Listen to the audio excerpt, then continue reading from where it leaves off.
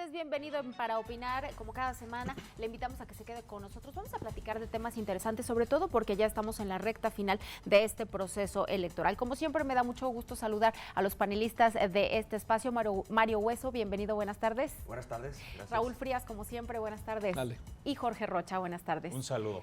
Vamos a platicar hoy de entrada del tema de la violencia electoral. Se ha recrudecido y parece que las últimas semanas de esta campaña o los últimos días de esta campaña serán bastante complicados. Jorge Rocha, platícanos un poquito, pues, cómo se ha visto, cómo se ha sentido esta situación, porque las cifras que se arrojan sobre este tema son de verdad preocupantes, ¿no? Estamos hablando de 560 personas que de una u otra manera, candidatos, han sufrido algún tipo de agresión, desde asesinatos, amenazas, atentados o incluso desapariciones. A ver, bueno, de esos 560, que según yo son los que reporta Integralia, Así es. son 195 asesinatos. Sí.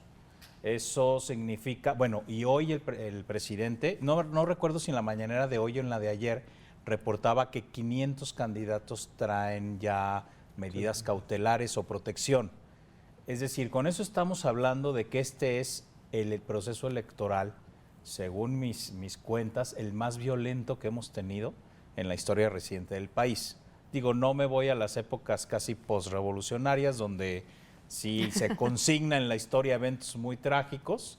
Sin embargo, digamos, después de una normalización de los procesos electorales, sin duda que este ha sido el año o los comicios más violentos, donde, a ver, aquí el gran problema es que buena parte de esta violencia está vinculada, parece, a las presiones de la delincuencia organizada, con lo cual eso se vuelve pues mucho más peligroso, porque como ya se ha señalado en otros momentos, pues este tipo de violencia lo que tiene como propósito son básicamente dos. Uno es sí alterar los resultados electorales, o sea, sí influir directamente en los comicios, por un lado, y la otra es luego, con los gobiernos electos, pues tratar de tener algún tipo de control, que ya sabemos que normalmente tienden a querer meter la mano en las policías municipales o en la obra pública municipal. También ahí es donde se ven este tipo de cosas. Entonces, bueno, lo que te señala estas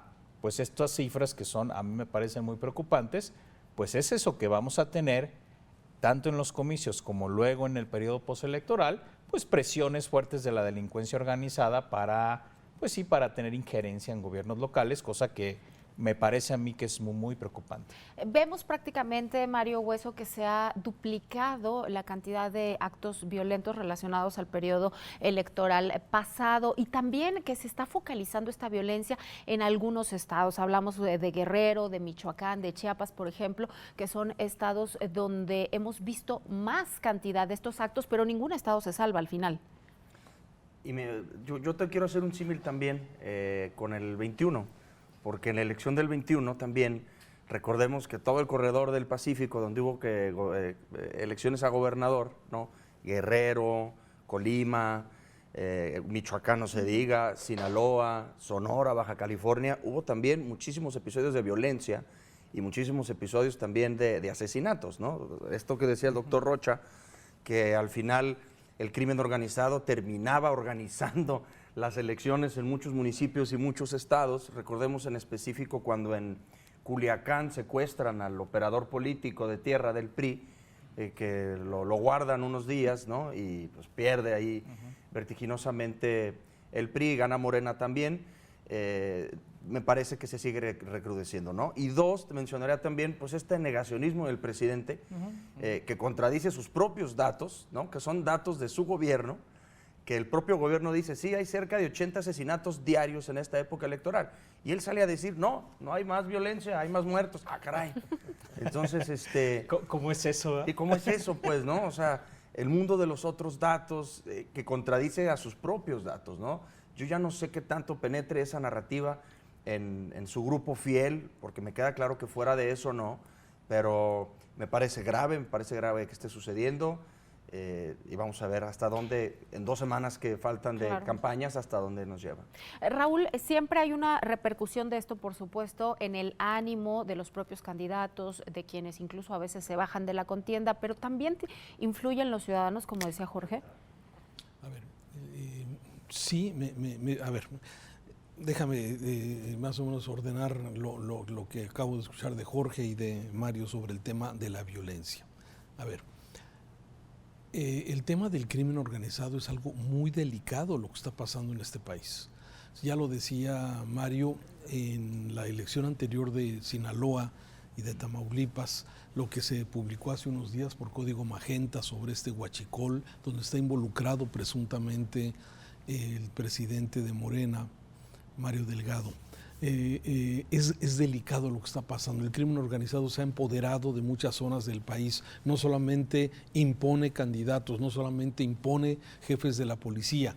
Sí, hoy los criminales están controlando muchas de las actividades agrícolas, comerciales, industriales de muchos estados del país. Y tenemos una inacción del gobierno, ante esto, en donde, bueno, yo no sé si estamos ya en el nivel de un Estado fallido, donde el Estado es incapaz de darle seguridad a los ciudadanos, pero sí vemos que el crimen organizado está empoderado y eso me parece muy delicado. Además de que estos ejemplos que ya se dieron sobre la cantidad de actos de violencia sobre los candidatos y aspirantes, no solamente eso, Alejandra, me parece que el domingo pasado fue el fin de semana más violento del año 2024. 280.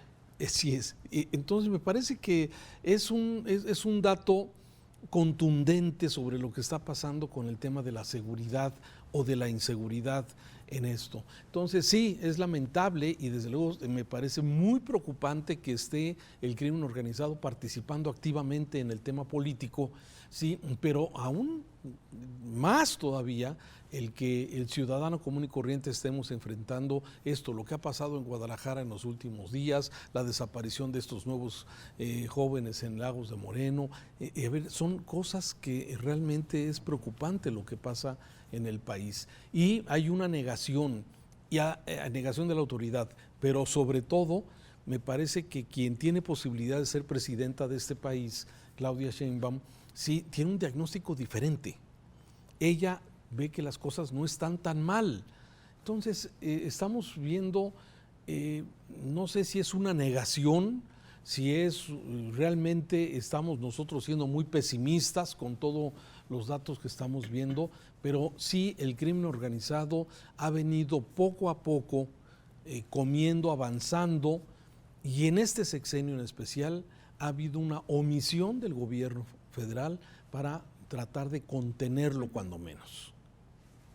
Y esto también nos da pie para entrar en el tema del tercer debate de los candidatos a la presidencia, pero también lo que hubo antes, ¿no? Esa marcha rosa de ciudadanos que salen a expresarse también y que pues se refleja ahí un poquito de todo, ¿no? De que se busca defender la democracia, de que hay ciudadanos que están inconformes con la manera en la que se viene desarrollando la política, Jorge. Sí, fíjate que sobre la marea rosa yo tengo, y lo expreso, una particular decepción.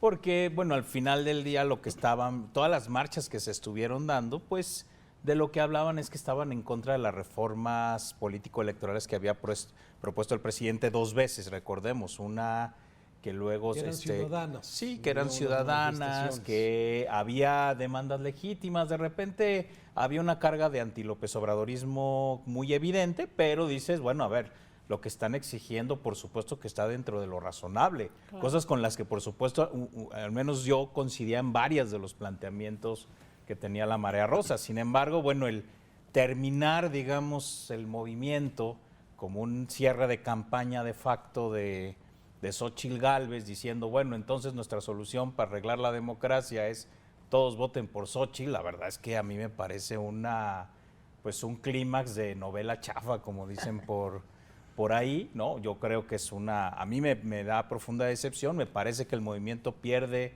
toda la legitimidad que había ganado, porque al final del día nadie podía criticarlo sobre lo que estaban planteando. Podrías no estar en acuerdo en algunos planteamientos, pero dices, sí, claro, este país necesita reforzar su democracia, sí o sí. Creo que ahí nadie podemos estar en desacuerdo, pero bueno, ya decantarse de esta forma... haciendo, vuelvo a repetir, un meeting, un cierre de campaña adelantado de Xóchitl Gálvez y de Santiago Taboada, pues sí me parece Pero ya se sabía, francamente patético. Pues sí, Ya pero... se sabía.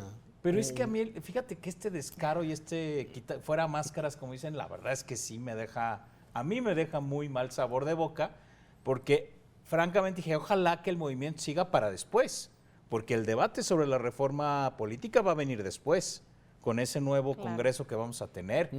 Y ya esto pues ya fue petardo quemado, francamente, ¿no? Entonces yo sí siento una decepción profunda sobre lo Pues que hay que pasó. cambiarle el nombre, doctor, pues a que se llame Marea... Pero que siga, ¿ok? Pero que siga, ¿no? Para el 27, que es lo que viene. Pues sí, pero yo digo que como lo que había nacido ya eso se murió, francamente. Sí, hubo de alguna una expectativa que era un movimiento ciudadano y aunque bueno, todos sabíamos que había desde luego una intención política, pero quizás no tan abierta, ¿no? Claro. Como tú lo estás comentando. Y bueno, me parece que finalmente acaba con que a mí me gustó el tema de la marea rosa, me gustó cómo se cobijó, me gustó el discurso de Xóchitl Gálvez ahí en el Zócalo de la ciudad, a pesar de los empellones y todo esto.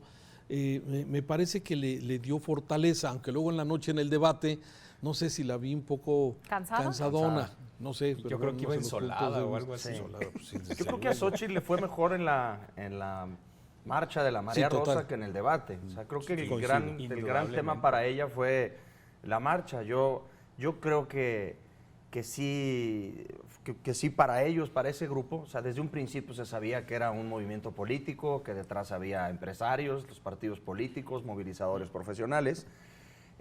Y me parece que le picaron al presidente, porque el presidente, acuérdense que dijo, en cuanto me llenen el Zócalo una vez renuncio.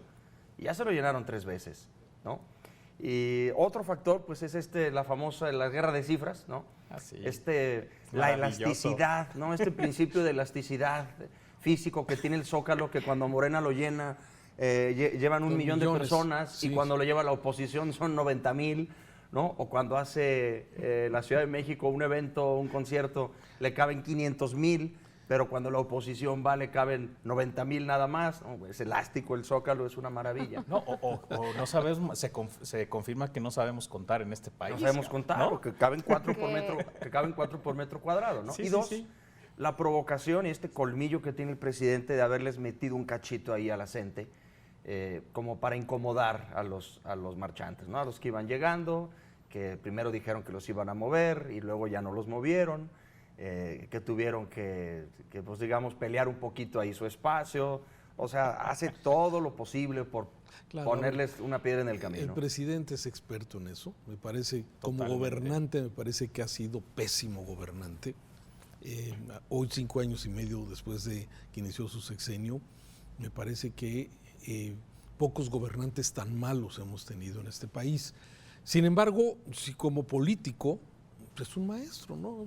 Tráete a los de la coordinadora que me hagan aquí un showcito aquí, que la bandera no suba y no la izamos. Más tarde. Sí, en fin, hace de alguna forma lo que quiere con eso y bueno, ojalá fuera tan eficiente para gobernar este país y seguramente hubiera sido otra cosa, ¿no? Y Raúl, ¿cómo viste el tema del debate al final? Que es, digamos, algo de lo importante. Me parece que, el gran tema del debate era la inseguridad. Había mucha carne para de alguna forma poder debatir sobre el tema y sobre el fracaso de esto. Y sin embargo, bueno, el tema fue importante, pero no fue el que acaparó el debate. Sí vi a una Claudia que no se movió, siguió en su misma postura, en su guión, completamente con esa actitud fría, autoritaria que se le ha visto. Más autoritaria, ¿no? Que en los otros dos. Soberbia. Soberbia. Después de la entrevista que tuvo con los integrantes de tercer grado, que fue el lunes. Me parece que se muestra claramente lo que es Claudia Sheinbaum, y desde luego la soberbia de decir esto. Ya actúa como presidenta, hasta pregunta, le dice lo que quiere que le pregunten. Entonces, esa es Claudia Sheinbaum, ¿no? De alguna forma. Me parece que sí, también se mostró también conocedora de los temas, me pareció que tiene experiencia, trae datos, trae información. En este debate o en este tercer grado, en esta entrevista me parece que salió bien librada. Y finalmente, bueno, el debate sí creo que no movió nada desde mi punto de vista, ¿no? Muy bien, vamos a hacer una breve pausa y de regreso continuamos con las opiniones justo de este debate presidencial. No se vaya, volvemos.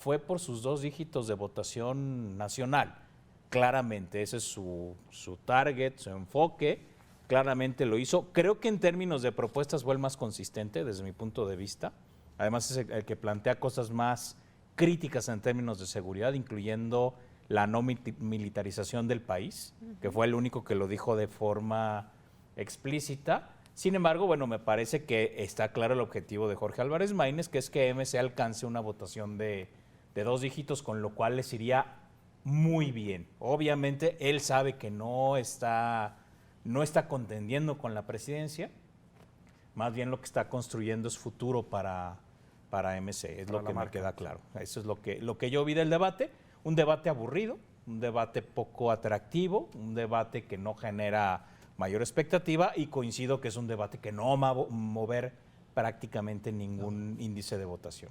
O sea, la gente que ya está decidida ya lo está, y los que no, bueno, sí, habrá quienes lo decidan incluso en el momento de ir a la boleta, ¿no? Se sigue hablando mucho del tema del voto útil. ¿Ustedes consideran que es bueno, necesario, prudente, Mario? Yo creo que en cada estado va a haber un fenómeno diferente de voto útil, ¿no? Hablando, digamos, en el ejemplo de Jalisco, pues sigue este debate de si el voto útil es Xóchitl, Lemus o 6 de 6, como ya lo están pidiendo los candidatos de Movimiento Ciudadano, ¿no? Que vayan directo a votar toda la lista Movimiento Ciudadano, desde que recibieron a Maínez ya hace 3 semanas, un mes después de haberlo castigado un ratito, de que no viniera. Un ratote. Un ratote. Más bien. Y ahora ya no se lo libran, está 4 veces por semana aquí, ¿no? Sí. Entonces, me parece que todavía no queda en claro el tema del voto útil. En Jalisco, MC va a tratar de decir que el voto útil es todo MC para hacer contrapesos en el Congreso. Creo que a nivel nacional ese debate se está dando todavía, de si el voto útil va a ser Maínez o Xóchitl. Me parece que es una gran pérdida de tiempo que personajes como Alito Moreno salgan a pedirle a Maínez que se baje, como para que el voto útil sea Xóchitl, ¿no? Ese circo electoral, ¿no? Pues es que ayúdame, compadre, ¿no? Sí, o sea, sí, si quieres ayudarla, no aparezcas, sí. ¿no? O sea, no salgas mejor. No salgas, ¿no? Que alguien más lo diga, ¿no? O sea, obviamente nadie se va a bajar. Habrá que ver hacia dónde, digamos, en las próximas encuestas que vengan, hacia dónde va la segunda intención de voto, ¿no? Si no votaras por tu candidato, ¿por cuál otro votarías? ¿No? Yo creo que se va a inclinar más el voto útil por Xóchitl. En este tipo de elecciones tan digamos, entre un polo y otro polo, el tercero suele achicarse. Yo dudo que MC vaya a llegar a los 2 dígitos, me puedo equivocar, puede que pase, ¿no? Por fenómenos como Jalisco o Nuevo León, que le puedan aportar un buen caudal de votos.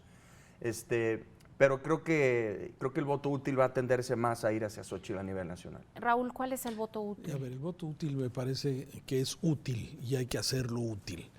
A ver, yo sí dudo que MC llegue a los 2 dígitos, me parece que se va a tender, la tendencia es a que la gente va a decir, a ver, si voto por Maínez, ¿a dónde se va el voto? Pues estirarlo, o sea, es, digamos, a ver, vale para que mantenga su registro, para que tenga más recursos. Le sirve al partido nomás. Sí, al partido. Exacto, pero no le sirve. Entonces me parece que en esa lógica, me parece que sí la tendencia es en que las personas a la hora de la hora van a decir, a ver, votar por Maínez mi voto no va a ser útil. Y me parece que sí se va a inclinar, ya sea por Xóchitl o se puede inclinar por Claudia. En lo que se refiere a la presidencial, me parece que esa debería ser. No se va a bajar el candidato, me parece que eso ya no es el tema ni es el momento, pero sí creo que la gente finalmente tiene que ver el beneficio de que tu voto tenga valor. Y una forma de que tu voto tenga valor es ese. A ver, a lo mejor no estoy de acuerdo con el PRI ni con el PAN, pero Xóchitl me da una posibilidad de una candidata que puede y que ofrece gobernar con coaliciones. Y bueno, si no quiero que llegue Morena, esa es la alternativa. Ahora, si no, la otra es también votar por Morena y para que no haya posibilidades de que llegue Xóchitl. O sea, me parece que el voto útil sí se va a aplicar y la gente creo que lo puede aplicar en los próximos días. Y sobre todo cuando ya estés en la intimidad de la urna, frente a la boleta, voy a decir, a ver, MC Nacional, Álvarez Maínez, no lo veo. Pero además del voto útil para la presidencia, Jorge, ¿también podría darse este fenómeno en los estados en particular? Sí, a ver, el voto útil depende de quién te lo diga. Exacto. ¿No? O sea, el voto útil para MC es dame votos para llegar a los 2 dígitos. El voto útil para la alianza de Xóchitl Gálvez es vota por mí y lo demás como sea, ¿no? El voto útil para Claudia Sheinbaum es vótame los diputados y senadores. O sea, cada quien, dependiendo desde dónde hablen, tiene su razón de voto útil. Ese ha sido el argumento hasta ahora. Sí. O sea, MC es súbeme la votación integrada, la alianza de Xóchitl es vota por mí y el voto útil de Morena es vota por senadores y diputados. Esas son las 3 narrativas instaladas. Yo creo que en realidad el voto útil funciona, pero cuando cruzas la lógica nacional y la local. Ahí es donde realmente creo que se da el voto útil o el voto cruzado, que de hecho ya hay estados donde eso ha sucedido. O sea, Nuevo León, ¿cómo te explicas que gana Samuel García la gobernatura y no tiene ni un solo diputado? Y Colosio, ¿no? Y Colosio la presidencia. Eso es un voto cruzado radical. Bueno, en Jalisco ¿no? ha habido voto También cruzado. acá. No, en Jalisco en 2018. En el 21. En el 21 los diputados federales fueron 7 para la alianza, 7 para Morena, 6 para... O 7 de MC, 7 el otro y 6. 7, 7 y 6. Sí. Pero ojo, en la de 18 de Jalisco ganó López Obrador la presidencia, ganó Enrique Alfaro la gobernatura y ganó Pedro Kumamoto. Bueno, no ganó porque no alcanzó por las alianzas, pero el más votado fue Pedro Kumamoto. O sea, fue voto cruzado también radical. En Ciudad de México lo mismo. Así es. Perdió toda la parte si mal no recuerdo, en la intermedia Morena. Es decir, ya hay fenómenos, pero están ligados a lo local. O sea, sí podemos ver esto. Claro, yo creo que sí. Ahora, hay estados donde yo creo que todavía no hay la madurez política para hacer este voto cruzado, ¿no? O sea, Veracruz, de los que van a tener elección, por ejemplo, Veracruz, bueno, Tabasco, es ahí casi digo, Morena va a pintar otra vez el estado radicalmente. Sí, creo que el PG tiene 120 ahí de aprobación, una cosa así. Exacto, pero por ejemplo, Morelos se está complicando también para Morena. Ciudad de México, yo no sé qué va a pasar, ¿eh? ¿Pronóstico ahí, doctor? Yo creo que Clara sí gana, pero con un margen muy reducido, y yo creo que va otra vez la ciudad dividida en las alcaldías. Yo creo que eso es el voto cruzado en realidad. Digo, más bien la gente lo que ve es, yo creo que cada vez más hay un discernimiento sobre qué es lo nacional y qué es lo federal, lo local. Y ahí es donde hace estas utilidades de voto, vamos a llamarlo así, ¿no? Sí, Mario. Yo veo otro fenómeno, observando el 21 de nuevo. Una cosa es la aprobación del presidente, que es relativamente alta, pero normal, porque también la tuvo Fox en esos números, también la tuvo Calderón, y me parece que Cedillo, si no igual, un poquito más alta para el cierre de su sexenio, ¿no? Nomás que estos son muy buenos. Y lo presume todo, hoy lo volvió a presumir. Y hoy sacó varias encuestas, nomás que estos son muy buenos para presumirlo, ¿no? Esa es una cuestión. Y la otra es realmente cómo se vaya a votar. En el 21, en las elecciones que hubo a diputaciones federales, las ciudades medias, en su mayoría, las perdió Morena. Entonces el Congreso más o menos se niveló entre la oposición, toda incluida, incluido MC, ¿sí? Versus Morena y sus aliados, más o menos quedaron 54 contra 46. O sea, es decir, sí hubo un fenómeno de voto cruzado, sí hubo un fenómeno de razonamiento de voto. Es una elección donde menos porcentaje de la gente acude a las urnas, en esta se va a concentrar más, pero yo también creo que se va a poner interesante. No va a ser un día de campo sobre todo lo del Congreso, porque ahí es donde hay que poner la atención, en ponerle al gobierno federal, que si muy probablemente como las encuestas pronostican hasta ahorita, pueda llegar a ganar Claudia Sheinbaum, aunque todo puede pasar, ponerle el Congreso como oposición. A ver, lo vemos aquí en Jalisco. Yo lo que veo es, probablemente por lo que dicen las encuestas, Pablo Lemus sí gana la gobernatura, pero con todo en contra, ¿eh? Sí. Con Congreso en contra, con zona metropolitana en contra, ¿no? Con presidencia distinta. O sea, yo creo que hoy la gente está aprendiendo poco a poco a que darle a los partidos todo el voto y todo el poder no genera resultados. Exacto. Y sin embargo, bueno, los amarras también, porque luego Sí. pues no hay margen de maniobra, que es lo que quiere, ¿no? Morena quiere todo, quiere el Congreso para que pasen todas las iniciativas. Aquí en Jalisco, pues el gobernador quisiera todo el Congreso también, pero me parece que tenemos que aprender a dar esos contrapesos también. Muy bien. Para hablar un poco más de lo local, vamos a hacer una pausa y de regreso justamente hablamos de ello y también de estas declaraciones 3 de 3 que los candidatos deben presentar y muchos no lo han hecho.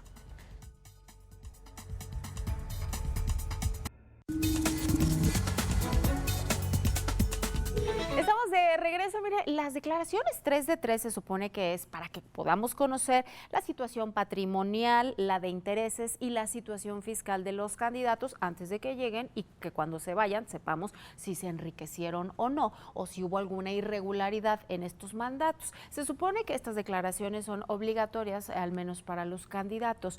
¿Y qué es lo que ha pasado? Bueno, hemos visto que solo 6% han cumplido, Raúl. Sí, es una vergüenza.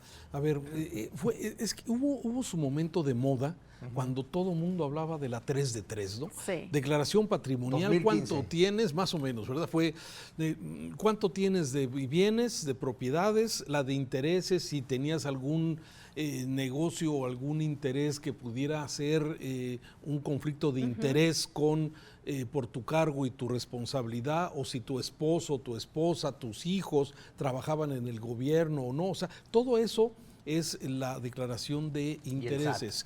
Y la fiscal. Y la fiscal, que es la de pues, que pagas impuestos, ¿no? Vas al corriente. Sí, es obligatoria y de acuerdo con lo que da el Comité de Participación Ciudadana, da a conocer hoy, es que de los 7,000 candidatos que hay, solamente 400 han presentado su declaración. ¿Y sabes cuál es el problema? Que no le interesa a los políticos dar a conocer esto. Tenemos muchos ejemplos de personas que es inexplicable cómo se hicieron de propiedades o que tienen un conflicto de interés evidente, que sus empresas venden al gobierno o cosas de este tipo.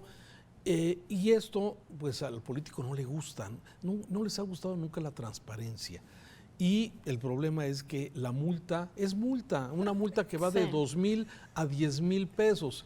Entonces, si yo estoy escondiendo propiedades, pues pago la multa de 2,000 a 10,000 y no hay sanción La pago pública. quincenal si es necesaria. Eso, a ver, aquí el problema que debería ser una sanción pública. A ver, si el tal candidato no presentó su declaración, su 3 de 3, debería tener una sanción, un castigo social.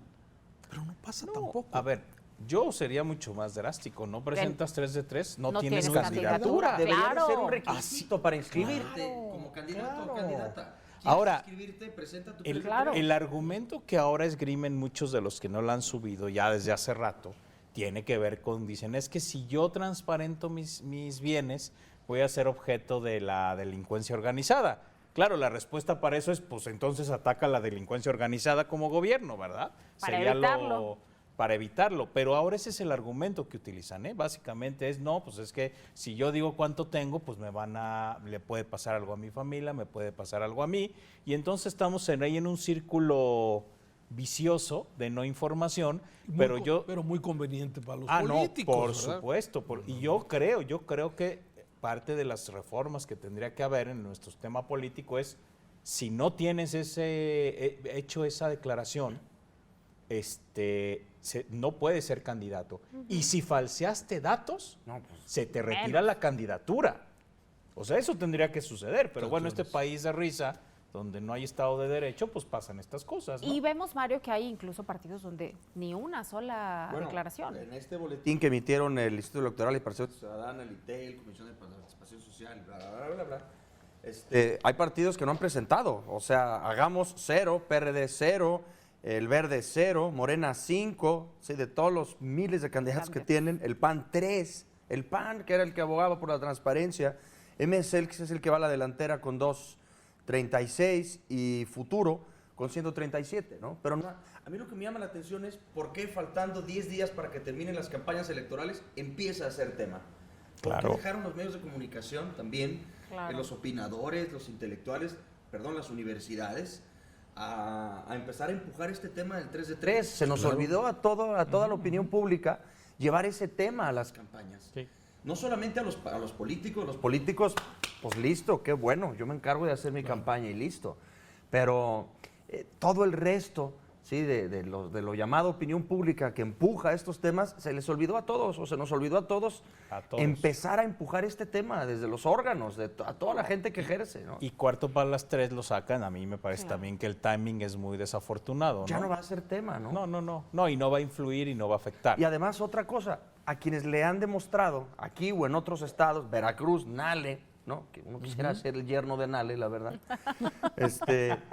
Que se les está cayendo la elección. Pues vamos a ver si se le cae, pero a quienes les han demostrado esas cosas, como que a gran parte de la población no le importa o no cree ya en esas cosas. No, en estos fenómenos de posverdad también, como que ya no importa tanto aunque te lo demuestren, que es verdad que tenían eso, que lo ocultaron, no importa, sigo votando por ellos, ¿no? Sí, fíjate que en el caso de Veracruz ha pesado más el tema de que es zacatecana al tema del enriquecimiento inexplicable. Es increíble eso.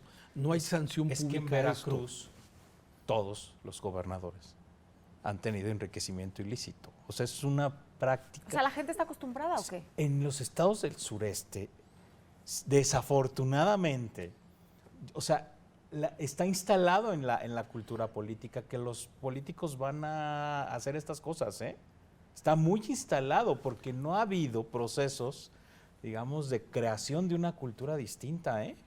Tal cual. Nos quedan pocos minutos. Estos últimos días de la campaña seguirán siendo una temática de guerra sucia, Raúl. Sí, y a ver, lo estamos viendo en Jalisco concretamente, ¿no? Este tema de las agresiones que hubo entre militantes de Morena y el militantes de MC, que le hayan obligado a tomar la pintura a un brigadista, me parece excesivo todo lo que de alguna forma hemos visto. Sí, me parece que estos hechos nos muestran la desesperación que hay en ambos bandos, en ambos equipos, ¿no? Este tipo de crispación genera es precisamente por las cosas como están. Entonces, espero que estos 11 días que faltan para la elección transcurran con más tranquilidad. Sí me parece, hay personajes que son, de veras, el caso, me refiero concretamente al candidato de Guadalajara Morena, Chema Martínez, ¿cómo llegó a esta candidatura? ¿Sí? Tú le preguntabas en días pasados sobre la pensión dorada. La pensión dorada, que es un tema que no se ha aclarado, ¿sí? Y aún así... Bueno, es que imagínate tener una pensión antes de los 50 años de 108,000 pesos, ¿qué ciudadano puede acceder a ella, no? Sí, empezó a trabajar a los 13. Y a cotizar. A cotizar a los 13. Por eso. Hay muchos jaliscienses que han hecho lo mismo y no tienen esa pensión, ¿verdad? Sí, por eso, a ver, pero entonces, ¿está bien? Entonces, ¿esas cosas son correctas? Esos son los temas, por ejemplo, que no clarifiques si tus bienes los tenías desde antes o modificas hoy le sacaron también al candidato Lemus algo de un negocio inmobiliario. de su familia. O sea, a ver, no estamos viendo cuál candidato es mejor, sino están tratando de ver cuál es el candidato peor, ¿sí? Y esto me parece que, bueno, no abona y desde luego entramos en este tema de las desconfianzas, ¿no? Mario, ¿cómo ves la situación? Yo creo que se va a arreciar.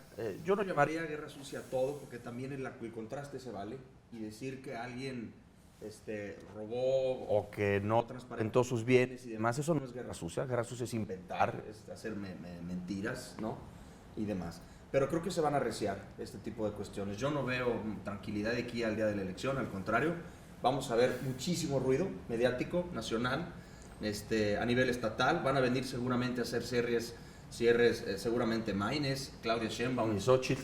También van a venir a Jalisco. Va a haber mucho ruido electoral. Vamos a ver millones de SMS que nos van a llegar a los sí. teléfonos, llamadas de madrugada, llamadas para promover en positivo un candidato y llamadas para promover o no promover en negativo a otro candidato o candidata. O sea, yo creo que eso se va a acrecentar, todo lo que se ve en todas las elecciones, ¿no? ¿Y toda esta situación, Jorge, podría sí influir en el voto o no? Yo creo que el efecto es que desalienta ¿La el voto, participación? la participación. Creo que más allá de... A ver, los convencidos yo creo que ya no se van a mover lo que les llegue. Los convencidos ya definieron, ¿no? Creo yo. Porque además así pasó en 2018, ¿eh? Sí. La gente desde mucho antes ya había decidido su voto. Yo creo que ahora es más o menos lo mismo.